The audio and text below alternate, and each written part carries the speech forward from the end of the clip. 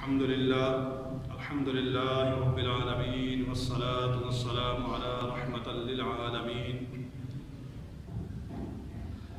أما بعد أعوذ بالله من الشيطان الرجيم بسم الله الرحمن الرحيم كل نفس ذائقة الموت ونبلوكم بالشر والخير فتنة وإلينا ترجعون صدق الله مولانا العظيم وبلغنا رسوله النبي الكريم الأمين ونحن على ذلك من الشاهدين والشاكرين والحمد لله رب العالمين۔ تمام تعریفیں رب ذوالجلال کے لیے ہیں جو تمام جہانوں کا خالق و مالک و رازق ہے۔ درود و سلام نبی کریم صلی اللہ علیہ وآلہ وسلم کی ذات بابرکات پر کہ جن کی وجہ سے اس دنیا کے اندر رنگ و بو ہے، اور کروڑ بار شکر ہے کہ اللہ رب العالمین نے ہمیں اپنے پیارے محبوب نبی کریم صلی اللہ علیہ وآلہ وسلم کی امت میں ہمیں پیدا فرمایا۔ فی زمانہ ہم دنیا کے اندر کھو چکے ہیں، دنیا کی دولت کے پیچھے بھاگ رہے ہیں، دنیا کی رنگینیوں کے اندر مصروف ہیں۔ جو بھی تہذیب ہمیں نظر آتی ہے اپنے آپ کو اس میں ڈھالنے کی کوشش کرتے ہیں، حالانکہ اسلام کی اپنی تہذیب ہے، اسلام کا ایک پاورفل اپنا نظام ہے، لیکن ہم دنیا کے اندر دنیا کے فیشن کے ساتھ مل کر رہنے کی کوشش کر رہے ہیں، لیکن ہم اپنے ہاتھوں سے ہم اپنی زندگی میں ایسے واقعات بھی دیکھ چکے ہیں، پھر بھی ہمیں کچھ رب کا خدا کا خوف نہیں آتا ہے۔ آج اگر ہم دیکھیں تو کوئی کینسر سے جا رہا ہے، کوئی دل کے عارضے میں مبتلا اس دنیا سے رخصت ہو رہا ہے، کوئی گولی کے نام ہو رہا ہے، تو کوئی آج کل اس کی نام نہاد جو بیماری ہے اس کی نظر ہو رہا ہے، اس کے نام پر مر رہا ہے، کوئی ویسے اس دنیا سے جا رہا ہے، لیکن ہم ان کا کیا کرتے ہیں کہ اپنے ہاتھوں سے کفن دفن کرتے ہیں، اپنے ہاتھوں سے تجہیز و تکفین کرتے ہیں، کندھوں پر اٹھا کر جنازہ گاہ پھر قبرستان لے جا کر قبروں کے اندر منو مٹی تلے داب کر چلے آتے ہیں، لیکن جب قبرستان سے باہر نکلتے ہیں تو پھر ہمارا وہی رویہ ہو جاتا ہے، دھوکہ دینا، دوسرے مسلمان کا حق مارنا، دوسرے مسلمان کو تکلیف پہنچانا، ہم اسی میں مشغول ہو جاتے ہیں۔ حالانکہ اللہ رب العالمین نے ارشاد فرمایا ہے کہ کل نفس ذائقۃ الموت، کہ ہر جان نے موت کا ذائقہ چکھنا ہے۔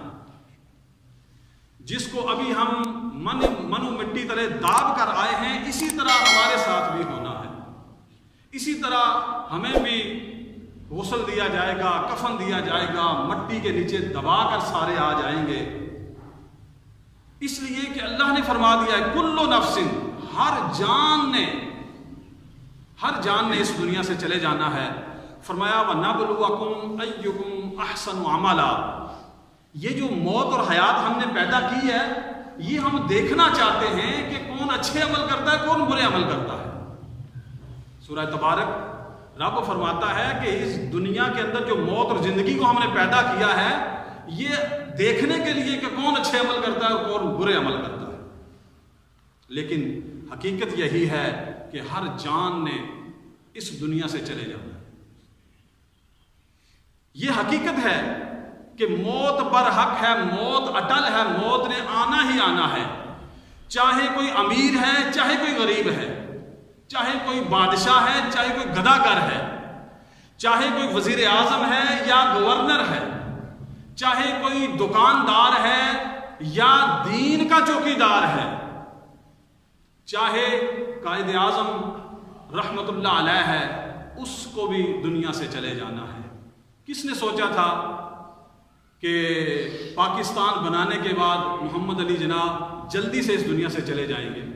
آج ان کا دن بھی ہے۔ میں بسم اللہ الرحمن الرحیم کا ثواب ان کو پہنچاتا ہوں، آپ لوگ بھی دعا کیجئے گا۔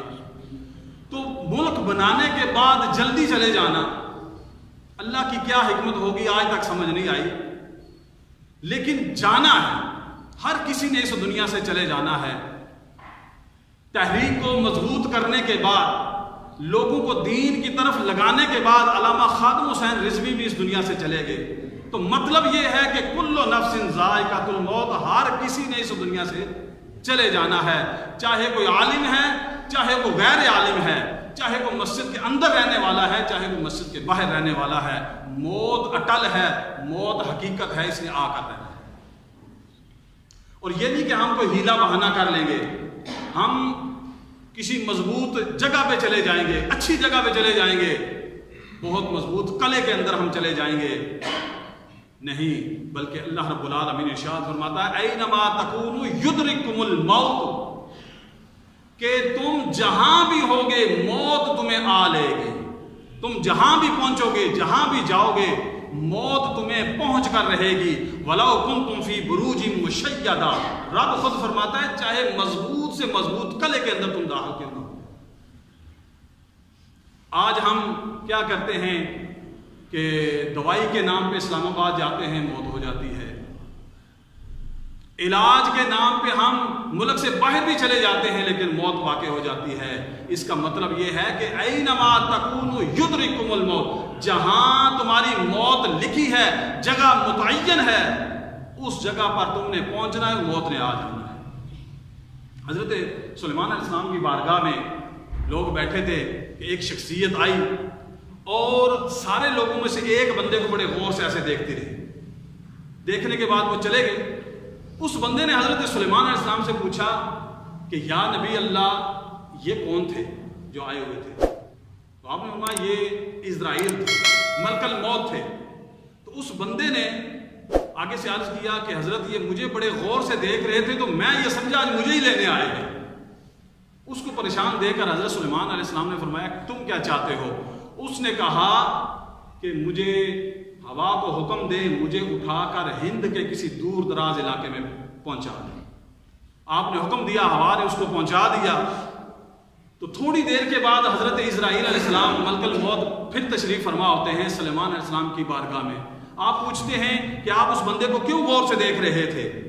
تو ملک الموت کہتے ہیں کہ حضرت ان کا وقت تو ہند میں پورا ہو چکا تھا، آج ان کا وقت پورا ہو رہا ہے، ان کی موت کا وقت ہند میں ہے، لیکن وہ یہاں بیٹھ رہے تھے، میں ان کو بڑے غور سے دیکھ رہا تھا۔ تو آج ان کا وقت پورا ہو گیا، ان کی جان نکل گئی۔ تو کہنے کا مقصد یہ ہے کہ اینما تکونوا یدرککم الموت، جہاں بھی تم ہوگے موت پہنچ جائے گی۔ اور یہ موت بڑی سخت بھی ہے اور بڑی نرم بھی ہے۔ سخت اس حوالہ سے کہ اگر ہم اللہ اور اس کے رسول کے راستے پر نہ چلیں گے، بد اعمالیوں کی طرف رہیں گے، مسلمان کو ایذا دیتے رہیں گے، ظلم کرتے رہیں گے، برا کریں گے، برا سوچیں گے، تو یہ موت بڑی سخت ہے۔ لیکن اللہ اور اس کے رسول کے احکامات کے مطابق زندگی بسر کریں گے، تقوی کے مطابق، پرہیزگاری کے مطابق زندگی بسر کریں گے، تو یہ بڑی اچھی ہے، بہت بہترین، بڑی خفیف ہے۔ حدیث مبارکہ کا مفہوم ہے کہ حضور نے ارشاد فرمایا کہ مومن کی موت، نیک بندے کی موت ایسے ہوگی جیسے مکھن سے بال باہر نکل جاتا ہے۔ اسی طرح فرمایا کہ جو بد اعمال ہیں، برا سوچنے والے، ظلم کرنے والے، کفار جو ہیں، فرمایا کہ ان کی موت ایسے ہوگی کہ مل مل کا کپڑا بیری کے درخت کے اوپر ڈال کر ایک ہی جھٹکے میں کھینچ لیا جائے تو اس کے ریشے ریشے الگ ہو جاتے ہیں۔ اس طرح کفار کے اور بد اعمال لوگوں کے اسی طرح جان نکلے۔ یہ جو موت ہے اس کی سختی برحق ہے، اس لیے کہ قرآن میں اس کے متعلق آیت آئی ہے، فرمایا وَجَاءَتْ سَكْرَةُ الْمَوْتِ بِالْحَقِّ، کہ آئی موت کی سختی حق کے ساتھ۔ اب دیکھیں حق کیا ہے، نیک بندے کو اس کا حق ہے کہ اس کی موت اچھی ہو، تو وہ حق کے ساتھ آئے گی، آرام سے آئے گی، پیار سے آئے گی، لیکن جو بد اعمال ہیں، جو کفار ہیں، جو غلط کاموں میں مشغول ہیں، ان کی موت اسی طرح آئے گی جو اس کا حق ہے۔ اور آگے رب نے فرمایا کہ ذالک ما کنت منہ تحید، یہ وہ موت ہے جسے تم بھاگتے تھے۔ یہ بھی بڑی اہم بات ہے، اس پر انشاءاللہ پھر بات ہوگی۔ یہ جو موت ہے اس کی کرواہٹ بڑی سخت ہے، اس کا جو ذائقہ ہے اگر بد اعمالیاں ہیں تو بہت ہی سخت ہے۔ حضرت عیسیٰ علیہ السلام تشریف فرما تھے، ساتھی بھی ساتھ تھے، سفر جاری تھا، قبرستان کے پاس سے گزرے تو اس قبرستان میں حضرت نوح علیہ السلام کے بیٹے سام مدفون تھے۔ حضرت نوح علیہ السلام کے 4 بیٹے ہوئے ہیں، رافس، یافس اور حام اور سام۔ یہ جو سامراج ہے نا آج جو امریکہ اور یورپ جو ہے، یہ سامراج سام کی اولاد سے ہے۔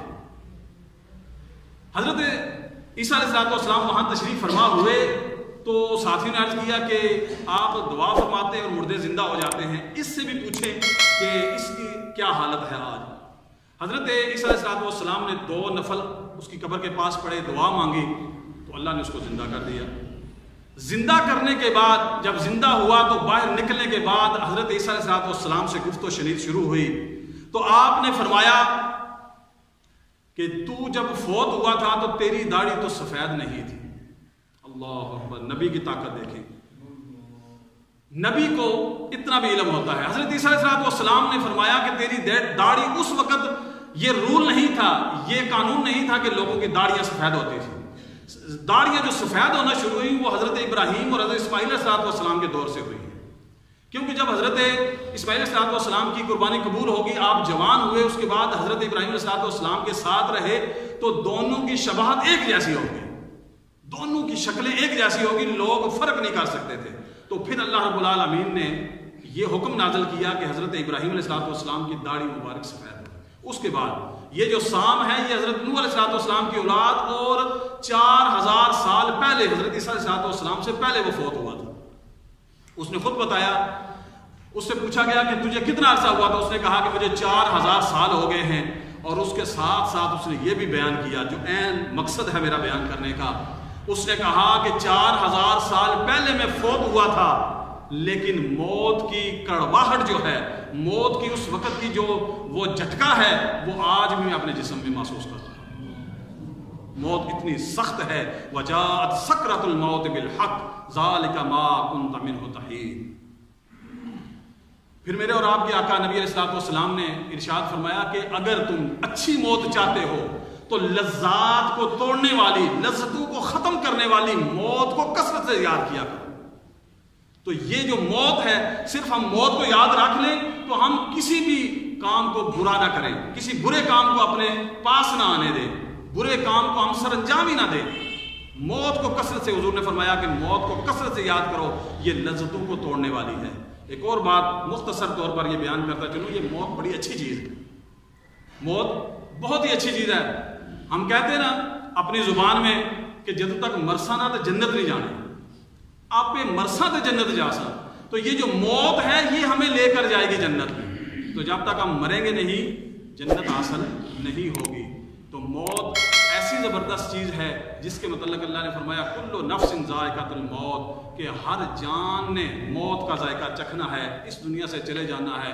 ہم سے بڑے چلے گئے، ہم سے چھوٹے بھی چلے گئے، ہم نے جب ہماری باری آئے گی تو ہم بھی چلے جائیں گے۔ اللہ رب العالمین کی بارگاہ میں دعا ہے اللہ تعالی ہمیں لذات کو توڑنے والی موت کو کثرت سے یاد کرنے کی توفیق عطا فرمائے، دین کی سمجھ اور اس پر عمل کی توفیق عطا فرمائے۔